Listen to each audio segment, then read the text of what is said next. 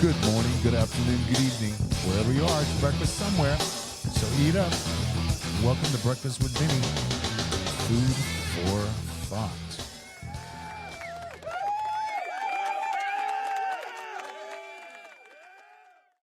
Hey, my guest today is Stephanie Moreda-Arend, who is with the Moreda Dairy Farms in California. Now, this is a little different than what you're probably used to, but it's really, really timely and important. And I feel that you should all be listening to this and paying attention to this because it affects all of us.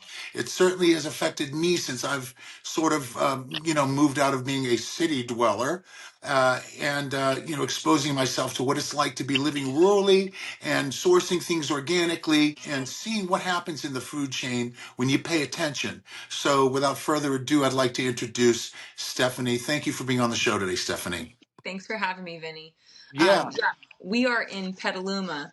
We are just a little bit west of Point Reyes, but we're all in a small organic community here in Marin County. And so the Point Reyes farms, technically we're in the same industry, so we're technically competitors, but we rely heavily on each other. It's a very tight-knit group. So we rely on them being in business to help us out and vice versa. So it's definitely affecting everybody collectively. Yeah, I bet it is. I've been following you on Instagram, and I think that you are now on X as well. I am. Yeah. Jumped Okay. on there. Yeah, because I'm pretty sure I saw you, and I think I started following you there. Cool. And so people, please pay attention to her. Her Instagram feeds are very, very informative, and she'll be like we were just saying, she's on X as well. But so Stephanie, just a history of this whole area. What's really happening is that I investigated this myself, and I'm looking at the Point Reyes Seashore Ranchers Association and looking at the history of what's going on there and the whole ranching history in that area. And news articles here's one from the Mercury News. Historic deal, Point Reyes Ranchers National Park Service and environmentalists reach an agreement on disputed land. And so the history that I understand it, I'm sure that you could probably explain it much better than me, but apparently after 100 or 150 years or so, there was some sort of a snafu or an imbroglio whereby now all of a sudden they wanted to take the land back and lease it, and then they kind of reneged on that promise. Is that a good synopsis of it, or would you care to tell us what's going Definitely on? close. Yeah, thank you. So it's definitely close. The original farmers started in 1800s and early 1900s. A lot of these families are fifth, sixth generation. And in 1962, JFK, some people wanted to develop Point Reyes National Seashore, Hmm. and JFK stepped in and created the Point Reyes Act. And in doing so, allowed the Department of Interior to go through and start buying some of the property. They had a caveat in paragraph 4 that allowed for agriculture to stay. He recognized how important farmers were for American people and creating a robust food system. And so he was very adamant to highlight that as a specialty as part of this act. And so what they did is that if farmers chose to stay and they wanted to preserve their land under the national seashore, they were allowed to stay. And the idea was in perpetuity. And so some of those farmers chose at that time and some a little bit later to sell their land to the government in order to be able to preserve the land, but then also under the idea and the concept that they were still going to be there for generations to come and still be allowed to farm. Because JFK, again, he highlighted how important that was for our food system. And so it was a really neat recognition as far as what agriculture and the farming community brings to the table.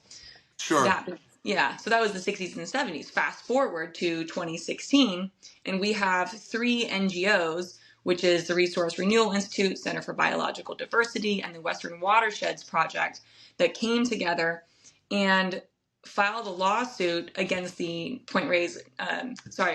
against the National Park Service.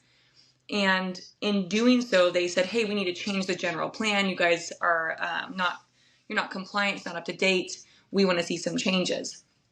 And so in 2016, when they did that, it wasn't directly against the farmers, but the farmers were in the crosshairs. And so they were forced to go out and to get an attorney and to try to participate in the conversation, because even though the lawsuits were not directly against them, it was going to clearly affect them.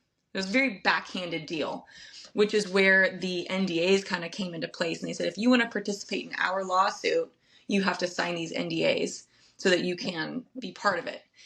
So that's where the non-transparency came from, I That's see what you're saying. Okay, so let me just back up because I was slightly distracted sorry. for a moment. No, no, that's fine. There's a lot to unpack there. But when JFK signed this act, prior to him doing so, the land was privately owned. Is that right? Yeah. So then he signed an act to make it public, but it's okay if you guys, there'll be some caveats, and I'll make sure that you guys will be okay, kind of thing, right? Yeah. And then it's up to Congress to. I'm sorry.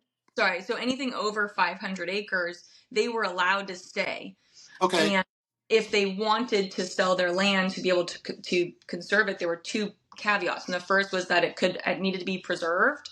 So if you Right. weren't an ag farmer, then you could just stay as long as you agreed to the conservation of the land. Or two, Right. you were a farmer and you could stay as long as you agreed to the conservation of the land. And for Okay. farmers, it's easy because we want to conserve the land. Of So course. yeah, that's part of That's what we do. Yeah. I Yeah. mean, most people would think that's a no-brainer, but now you have factions of people and entities and institutions or what have you saying, well, it's doing the opposite because climate change and cow farts and all of this sort of nonsense. You know what I mean? Yeah, it really is nonsense. There, I said it.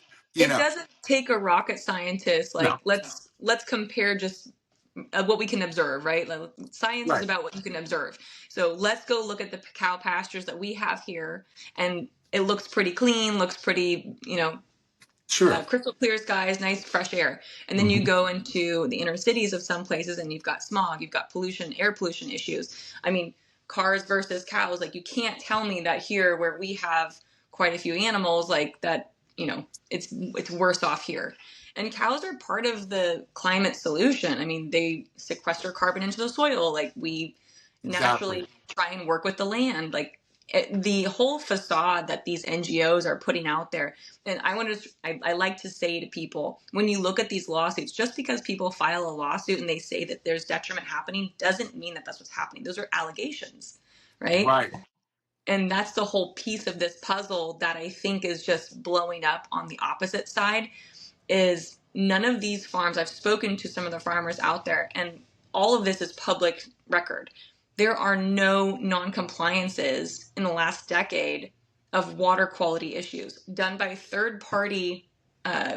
uh, third party services and reported to the state water board. They don't have any bad water samples, but all of a sudden these NGOs in their lawsuit are sending out their people and they're coming up with bad water samples. It just doesn't seem right. So So, they're blaming the bad water samples on the agriculture. Oh boy.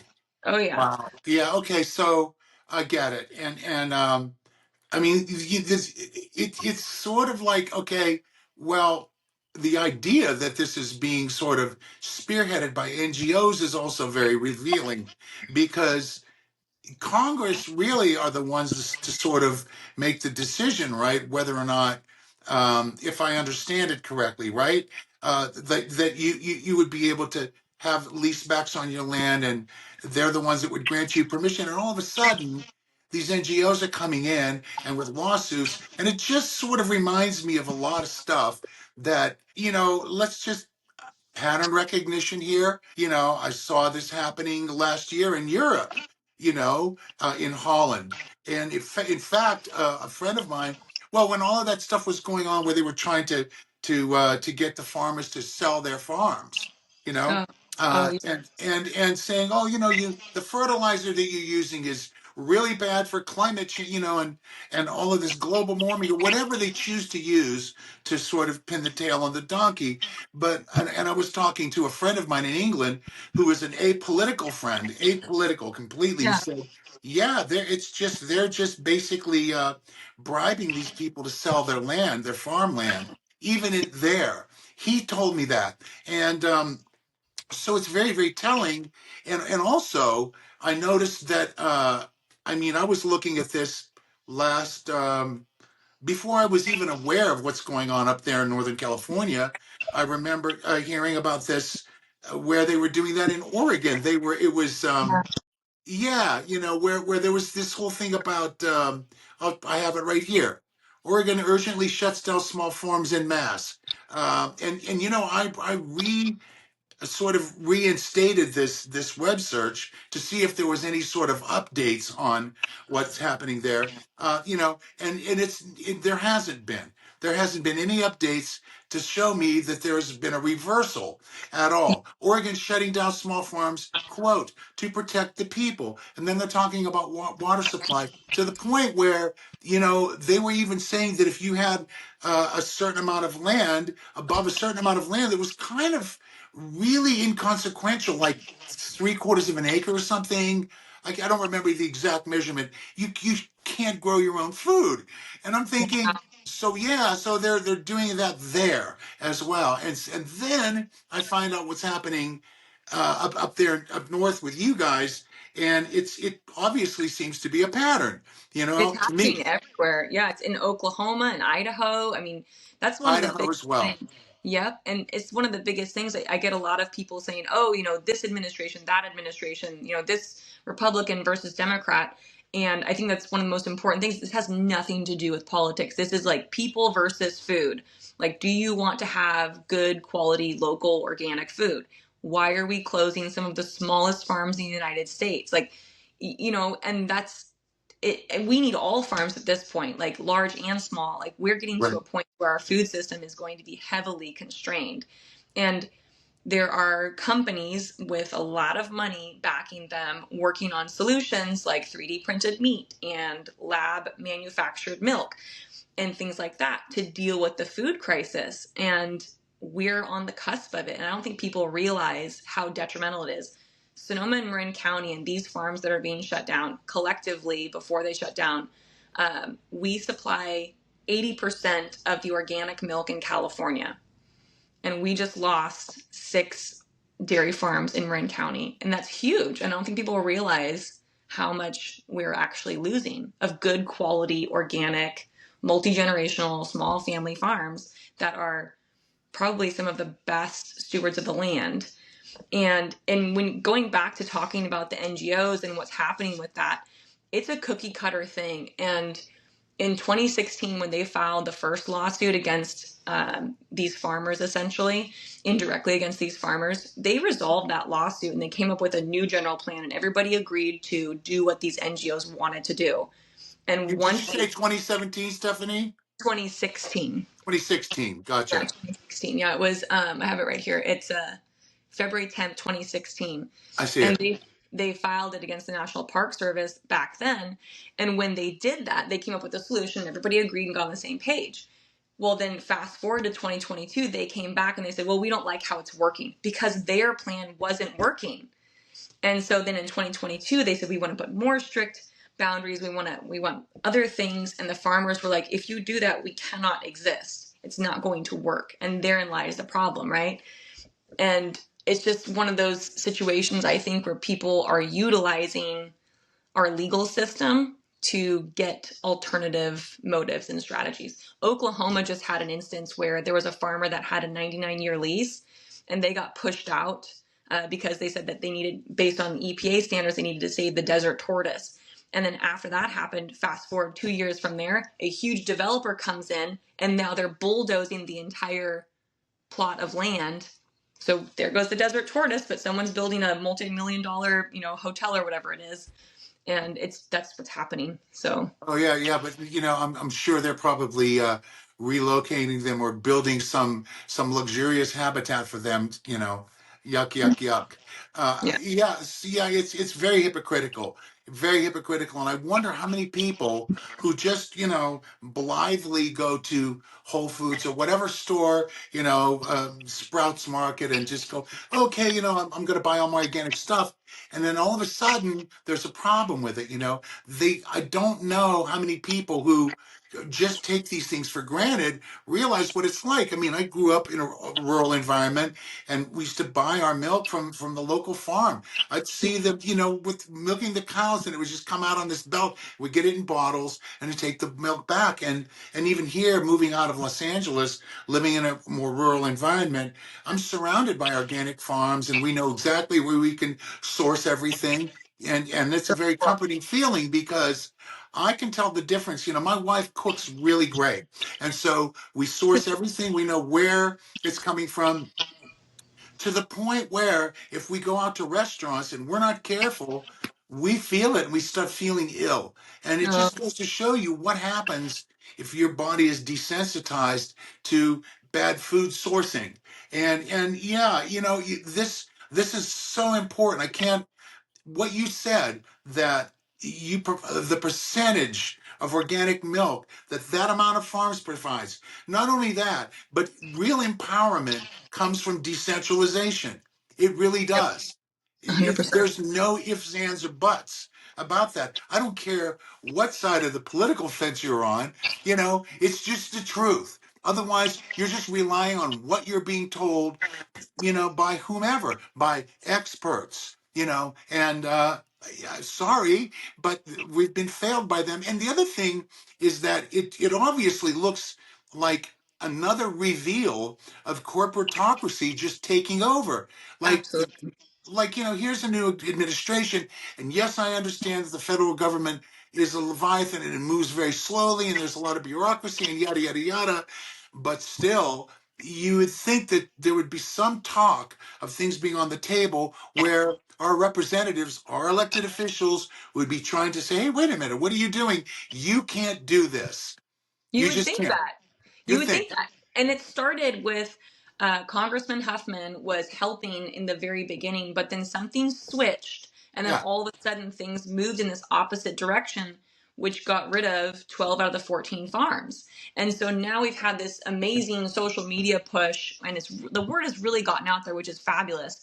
And through that, and it just goes back to like power of the people, right? Where Yes. through that we were able to get connected with some of the right people and get other people on the table within the community to have those conversations. Albert Strauss has been able to talk directly with some of those people, which is great. But with that being said, now Congress is investigating what's going on here, which is important. But I think one of the farmers was selling off his animals last week, and then we have one of the other ones selling the rest of his herd in the next few weeks, and it's just moving too slow, just as you said. And rather than staying the entire lawsuit and saying, hold on, let's check into this and see what we can do to allow the farmers that want to stay to have that opportunity, Congress is just kind of taking they're kind of taking a kneel at this point, is what I feel. I mean, they're doing their due diligence to look into it overall, which is great, but we all know how the legal system works and how slow that is. Yeah. And so we're losing them, and it's a sad thing. And Yeah. I don't, yeah, we're going to get it back. Yeah, I mean, the legal system being what it is. I mean, I don't even want to speak about the justice involved with that, but in terms of what the people can actually do, I know that you have provided resources on your website, templates, and I think the ones that I saw at the time that I looked were templates that would have been applicable for snail mail. Is that correct? A little bit of both. So what I Okay. did is I took templates and I have them in Word and PDF. So people could copy and paste if they wanted to, and they could put it into an email. I have email addresses on there. I have phone numbers listed on there along with names and Great. what have you. Yeah, that way it's a plethora of people that everyone could just go down the list and just copy paste. And I Right, tried to and make it these as easy as and possible. these are yeah, and these are representatives as well as people that are associated with the NGOs or Yep. okay, Park okay, service people that are all involved that have a then say, blow up the phone lines, blow up the email. right? How much time does it take? I remember doing it during COVID. I did it, because we were all sitting in our houses, we couldn't go anywhere, and I was looking to see some of the most amazingly draconian laws that were being pushed. It Yeah. was jaw dropping in how shocking it was, and I just started you know, wearing out the phone lines to the state legislature and telling all my friends and emailing because it was ridiculous what they're proposing. Again, I don't care what side of the political, but some Agreed. Yeah. people, It's not a political it, issue. it really shouldn't matter. But some people are so indoctrinated and ensconced in what they think. It, I'm not sure if what they think is the ideology of their party, or it's just like my team, my team, my team. My Yeah. party. Damn it! It's that. It's that. No, they can't understand. They can't get past that, and that's really a stumbling block. It's like, look, your party, call it out if it's wrong. You know, Yeah. if Yeah. the other party's wrong, call them out too. Just call them out. What Right. are you 100%. waiting for? It's right or wrong. That's all it should come down to. And genuinely, like, we're on the team of, like, who's going to be hungry, you know? Yeah, Who, exactly. This like, is that's important food. stuff. It's Yeah. food. It's your food supply. Darn it. Yeah. We spent all this time scrolling. You know, you could have called or emailed 15 people in the amount of time you were mindlessly scrolling.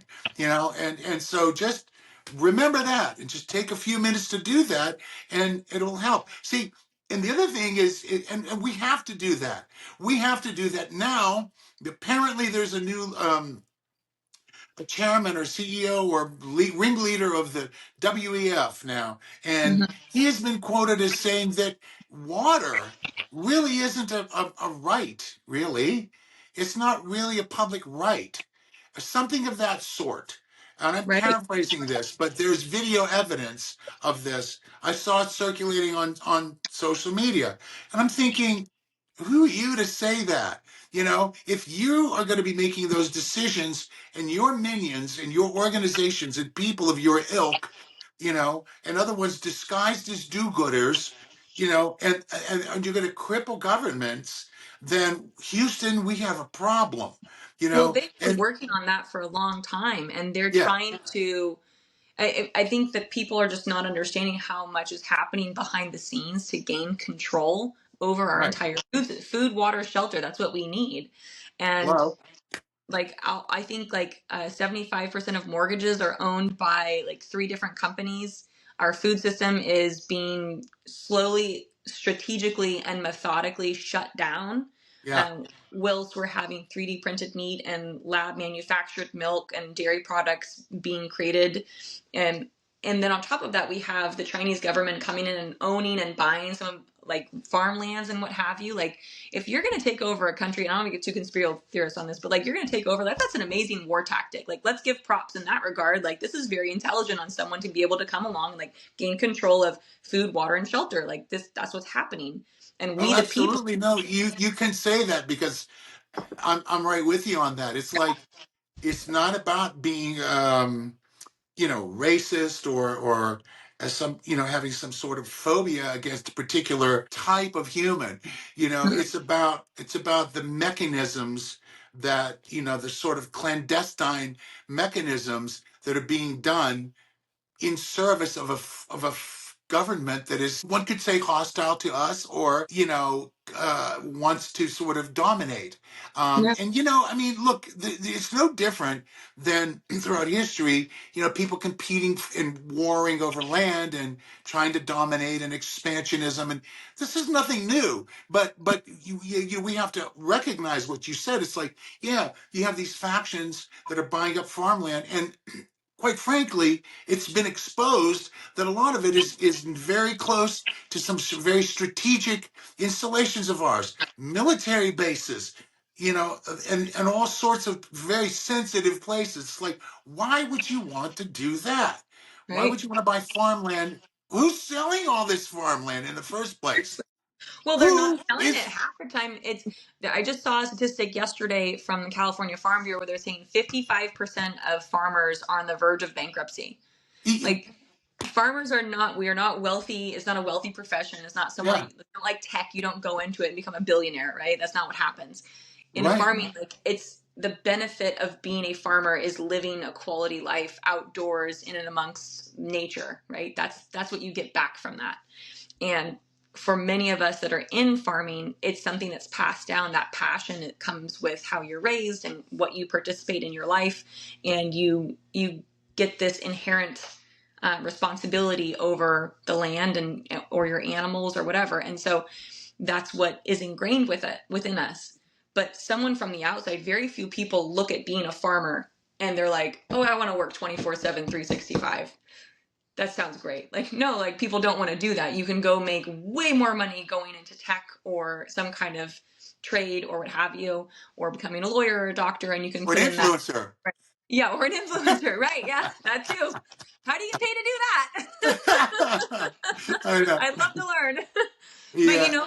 so people don't want to be farmers, and so we're losing them. We lost 14,000 farms last year. And so as we're moving forward, somebody said the other day on one of my reels, they said it's the Hunger Games. And it was like this weird point for me. I was like, "Oh gosh, it kind of is like the Hunger Games. This is getting a little bit scary. Like, I don't know where we're going to be in 10 years from now." Yeah, I'm a little, I loathe to imagine it myself.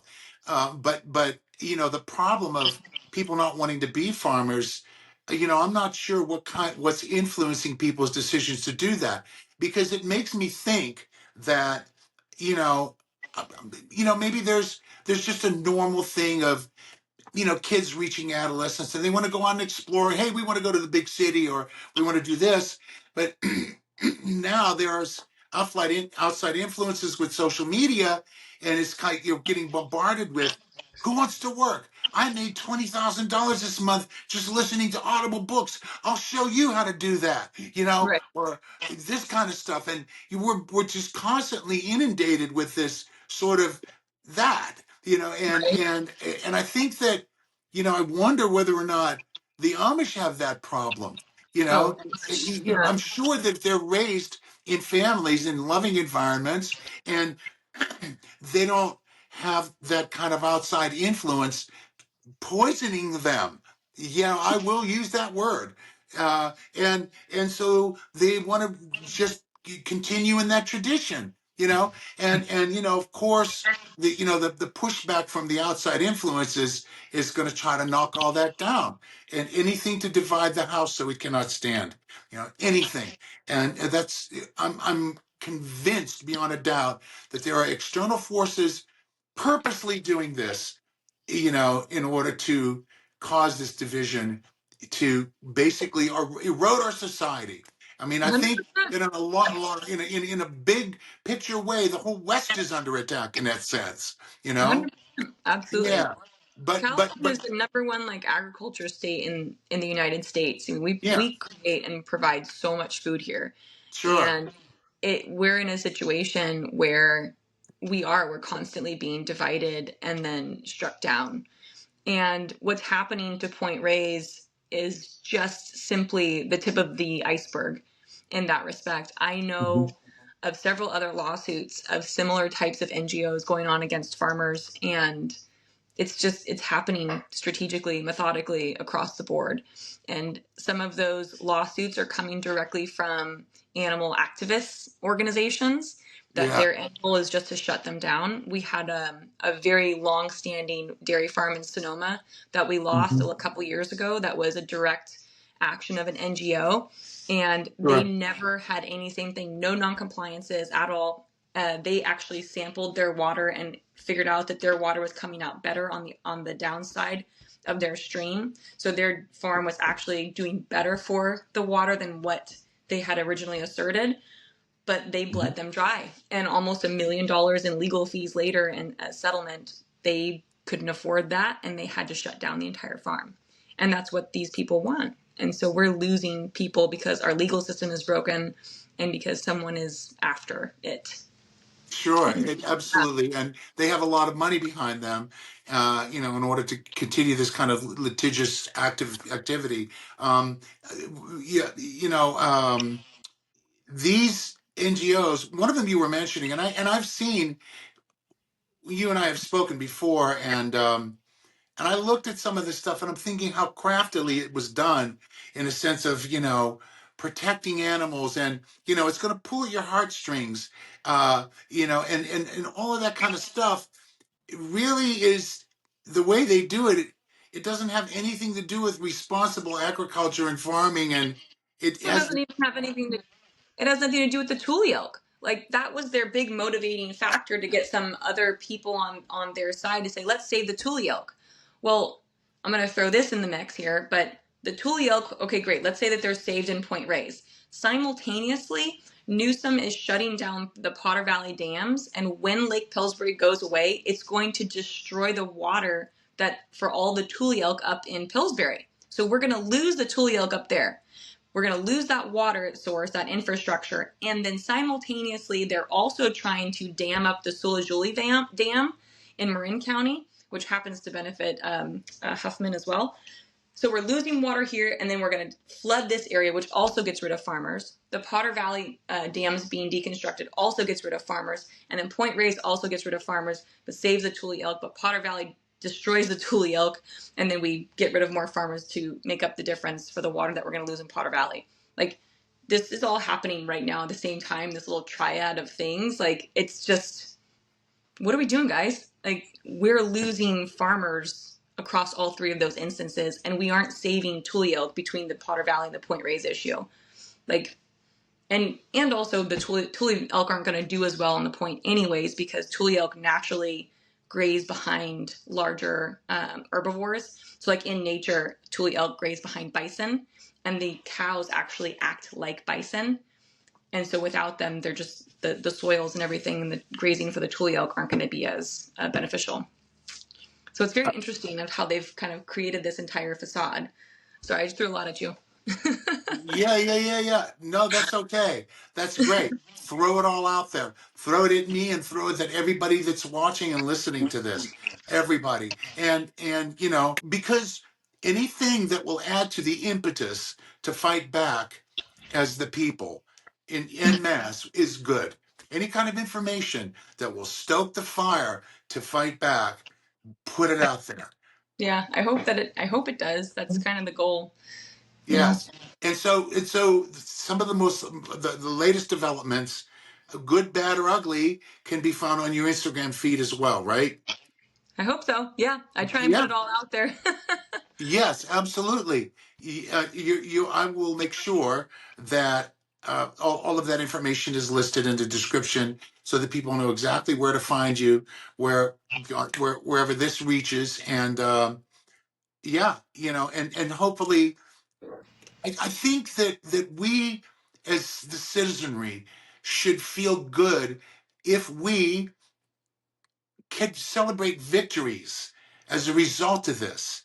Yeah, Victories for the good of the people, for our own good, because all of these kinds of mechanisms and sort of crafty little ways that they're putting things together in order to convince people that it's a good move when it's really nonsensical, should be exposed, because we have evidential data that is destroying something that we're all going to rely on, and we need it. And I'm sorry, but no lab grown meat is going to ever. I don't think that the human being can evolve quickly enough to keep up with these kinds of abrupt changes.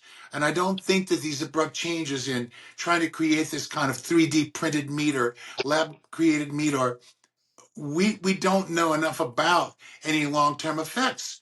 I mean, our systems, our gut systems, are so complex and so reliant on particular things that nature has provided in harmony, that kind of stuff. And I'm only saying this, and I know I'm preaching to the choir, but I'm not addressing you. I'm yeah, addressing the audience so that they can understand how important it is to preserve this natural, wholesome, good food that's for you and for me and for all of us.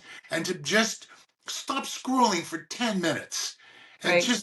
just speak up, and your voice will be Absolutely. heard loudly. And believe me, no matter how much money NGOs have to file lawsuits for some frivolity, your voices, our voices, are louder and more powerful than any amount of money that we're not able to raise. We Yeah. speak up because we're the people, and that's the end of that story. Yeah, So and it has to get out there. People have to, if everybody just gets a hold of one person on that yes, list and just yes, everybody lets one person know that I don't want to lose any more farms. I do not want our farmers to be under this kind of scrutiny and pressure.